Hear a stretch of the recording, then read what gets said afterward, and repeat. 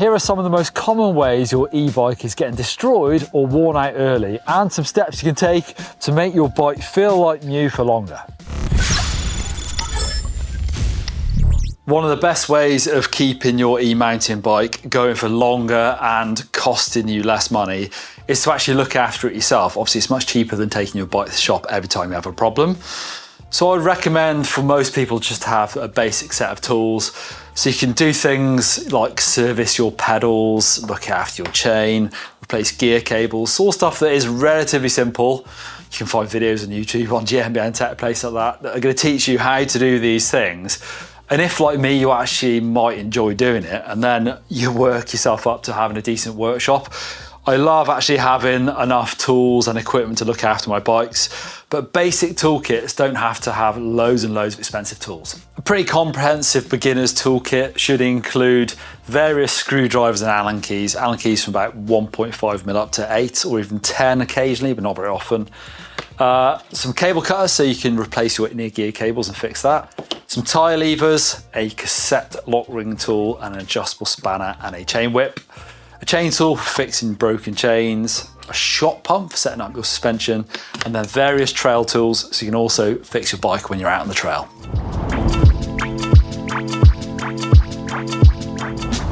Not washing a bike can make it look really scruffy, but I think more importantly than that, it's a really good chance to take a look at your bike. There's been plenty of times when I've been washing my bike and I've noticed something that needs addressing, something like a bit of a slice in the tyre that isn't losing air now, but could definitely go pop on the next ride.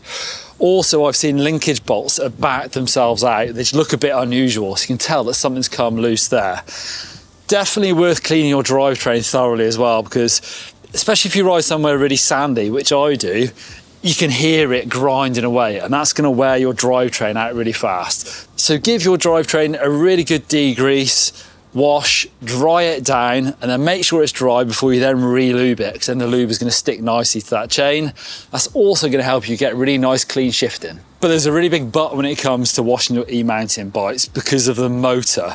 I recently went to visit the e-bike motor centre and spoke to Pete there, and he told me that the majority of the problems he sees with motors are because of water ingress. So he recommends putting the jet wash down, getting rid of the water completely if you can, and going round your motor just with a soft brush. Try and move that dirt away from there, or even leave it. If you can clean the drivetrain without getting too nuts onto that motor, what you really don't want to do is spray water down near that bottom bracket or the drive shaft where the cranks mount, because that's when things start wearing, water can get in there, and that's going to cause you motor issues. Modern mountain bike sets have these ramps you can see in the teeth to help the chain move up and down as smooth as possible, and chains are apparently stronger than ever, but I still see chains sometimes being prized apart and snapped on bad shifts. The thing to aim for is a nice quiet shift. If you've done it and it's not made much noise, made no big loud clunks, then you've probably done it nice and smoothly. The other thing is, sometimes if you can see like a kick up in the trail, and if you've not shifted quick enough, you can sometimes rely on just sticking your bike in a higher power mode to pull you up there and save risking a shift where you might snap that chain.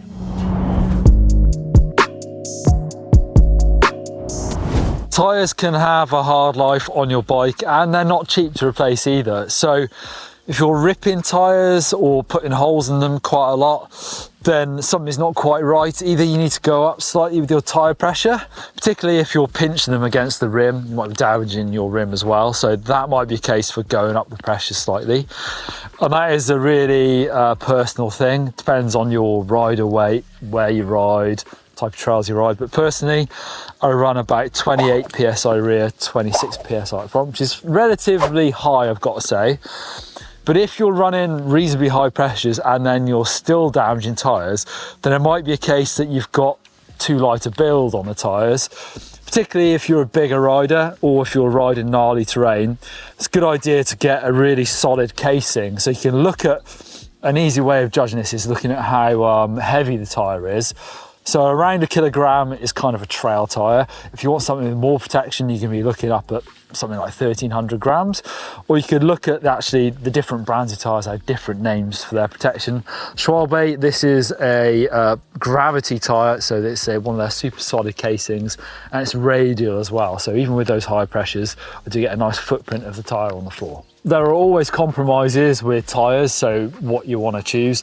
Like I say, I like to go for a relatively heavy tyre, which obviously is going to be less nimble and make my bike a bit heavier, but that suits the way I ride. And actually, I'm lucky enough to have an ultra soft tyre on here, as you can see by the purple liner tyre. So it's super grippy. It's not going to roll as fast as something that is maybe a bit lighter or a bit harder rubber, but it is going to wear out faster, so bear that in mind as well, particularly on the rear. If you're heavy on tyres, you don't want to be buying tyres all the time, then it might be wiser to get something that's going to last a bit longer, but you do then compromise on the grip of that tyre.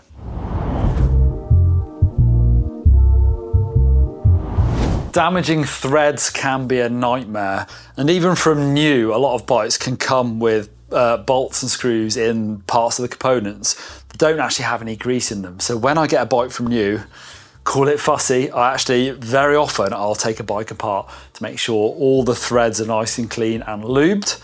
And then it's a really common mistake with sort of beginner riders or people who are new to looking after their bikes to over tighten bolts. And that can cause some to snap. There's a lot of bolts on a bike that actually need very little torque on them, and you can get a torque wrench. They're a very nice tool to have.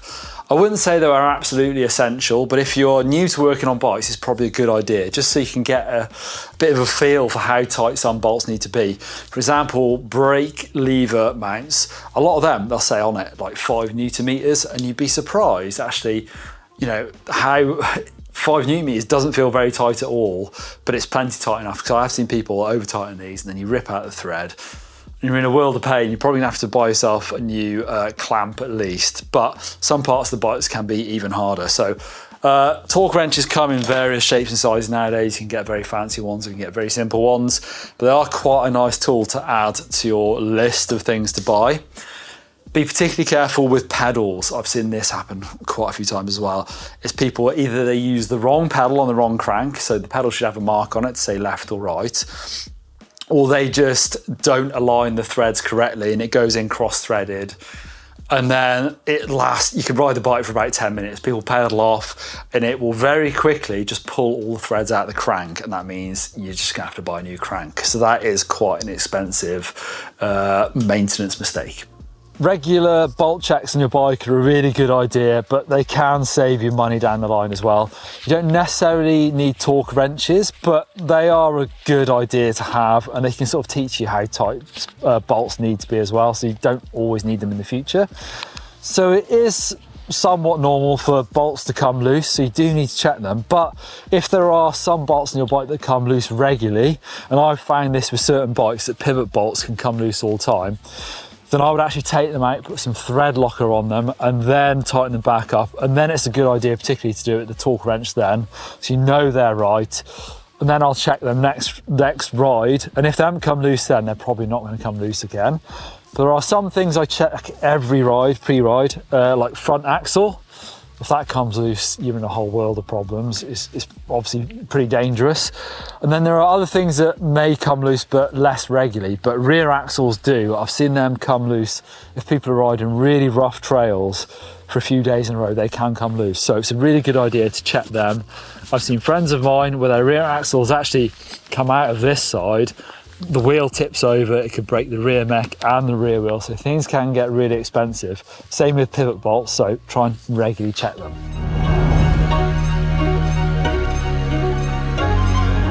Drivetrains are, of course, part of the bike that will wear out. You'll have to replace it eventually, but it's an expensive thing to do, so you want to try and avoid that. I also think that if your chain is riding really rough, you'll feel it through your pedals. I think it makes the bike feel disgusting and horrible as well. So it's important to make sure it's clean and then also use the right lube. Depending on the conditions, where you live, making sure you get the right lubes can help it last longer. I'm sure we've all seen chains that are completely filthy black and cassettes as well. And what you can find that in the worst of the muddy conditions, that just acts as grinding paste and doesn't actually help. So you might think just putting more and more oil onto it is going to help, but doesn't always mean that's the case. So try and match the lube to where you ride. There are wet and dry options for lubricants, you'll see on the thing, or be a bit lazy like I am and use this all conditions lube. So this is actually from PT's and it's very clever because inside this thing it's got a two-part solution, and the first part actually cleans and drives out the moisture of the chain, and then it has a mixture of waxes and oils in there to lubricate your chain. And what you find when you look at the other lubricants, so wet lubricants, often are thicker, so they don't get washed out quite so easily. So it is really good if you ride somewhere that's particularly wet and you're smashing through puddles, that can wash some lubes out. So a wet lube is great for that, but try and make sure you still clean the chain and then re-lube it. Don't just stick more lube on top of it. And then if you live in dry conditions, you'll find those lubricants often made up more of waxes. So again, great for if you live in somewhere deserty, dusty. Just make sure that with those lubes, you stick it on a dry chain and leave it to dry before you ride as well. Now this is another very handy little tool to keep an eye on your drivetrain. I'm still there because they are so expensive. This is a chain checker. This basically tells you how much your chain is stretched. And when chains get worn out and the whole drivetrain, including cassette, everything stretches. And if your chain stretches too much, it basically wears in conjunction with that cassette. And that means if you get too far down the line, you can't just buy a new chain and stick it on the old cassette, it'll just jump around. It's really frustrating. I've done this in the past when I was much younger. You think you're gonna fix a problem, but actually you don't. So if you get one of these chain checkers and you insert it into the chain, it basically gives you a reading of how far it goes in. If it doesn't go in at all, then great. If it starts going in halfway, that's 0.5. on that scale there, that means it's about time to change that chain. And if you then just buy a new chain, it'll still work with that cassette.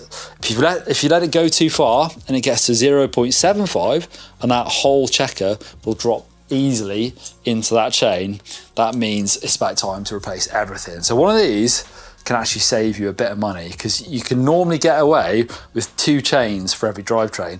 And if you've got an expensive cassette like I have on this bike, the SRAM Axis, then that will save you a lot of money not having to replace that cassette every time.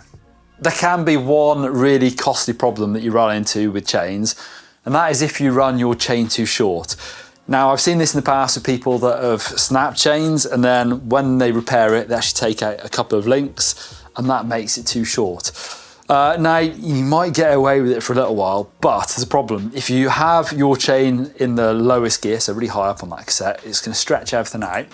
And then if you're on a full suspension bike, if you then hit a bump, that is actually going to stretch the back end. As that rear axle pivots around, it can pull the chain even tighter. And I've seen that happen and snap people's rear mechs off because the chain is just simply too tight. And then you're in trouble because you've got to replace that rear mech, which can be really costly. So, you know, this is quite a niche thing. I have seen it happen a couple of times, but if you ever have to replace, or should I say repair a chain, make sure you don't go too short or you're gonna have to replace it. Right, this might sound patronising or very simple, but I have seen people damage their bikes by leaning their bike over wrong. So rather than do it on the handlebars, I always try and pick my back wheel and lean it against a tree or a wall using the tyre. So it's just pushing against the tyre. Super simple. I have seen people use their bar and then it twists because the bike rolls down a hill, falls over and smashes things. I've also seen people, friends of mine, again, making mistakes by leaning their bike on the ground, drive side down, and then stuff going into that rear mech. As you pedal off, the stick gets pulled into the chain, snap, rear mech goes completely. And the other really common one with e-bikes is if you have a puncture or something goes wrong with your bike, flipping the bike over. Obviously a lot of e-bikes have controls or displays up on the handlebars, and if you stick it down the ground, it's going to scratch it. So you can do it. Sometimes you might want to find a little bit of a stick and stick the grip onto that, just so that those controls aren't getting dragged on over rocks or being damaged on the floor.